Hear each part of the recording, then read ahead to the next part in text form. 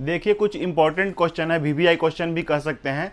केदारनाथ से रुद्रप्रयाग के मध्य जो है बहने वाली नदी है, उसका नाम क्या है? कई बार परीक्षा में पूछा गया है, मंदाकिनी नदी है उसका नाम। केदारनाथ से रुद्रप्रयाग के मध्य में बहने वाली नदी कौन सी है? तो मंदाकिनी है। और मंदाकिनी नदी किस जल प्रवाह, किस नदी से संबंधित है? तो अलकनंदा नदी से संबंधित है। और अलकनंदा नदी के तट पर एक बहुत बड़ा प्रसिद्ध मंदिर है। कौन मंदिर है? बद्रीनाथ का मंदिर। बद्रीनाथ का मंदिर किस नदी के तट पर स्थित है? तो अलकनंदा नदी के तट पर स्थित है। यमुना नदी का उद्गम स्थल कहाँ है?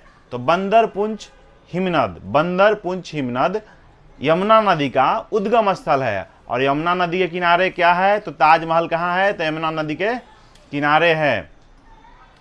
दामोदर नदी किस नदी की सबसे बड़ी सहायक नदी है? तो हुगली नदी। हुगली नदी की सबसे बड़ी सहायक नदी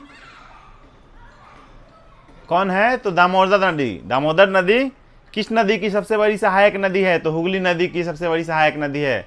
हिमाचल प्रदेश में बहने वाली कौन सी नदियां जो हैं प्रमुख रूप से है? तो चेनाब है, रावी है और सतलज है। चेनाब और रावी तथा सतलज जो है हिमाचल प्रदेश में बहने वाली नदियां हैं। सबसे अधिक मार्ग परिवर्तन करने वाली नदी कौन है? तो कोसी नदी है। सबसे अधिक मार्ग परिवर्तित करने वाली नदी कोसी नदी है, जिसे बिहार के शोक के रूप में जाना जाता है, क्योंकि कोसी नदी से ही बिहार में मुख्य रूप से बाढ़ आता है। बाढ़ का जो समस्या है बिहार में वो कोसी नदी में ही आता है।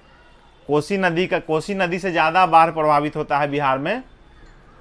कोसी नदी का उद्गम स्थल कहाँ है? तो गोसाई थान चोटी के उत्तर में। और संगम कहाँ है? कोसी नदी कहाँ मिल जाती है? गंगा नदी में मिलती है या कारागोला के दक्षिण पश्चिम के पास यह गंगा नदी में मिल जाती है।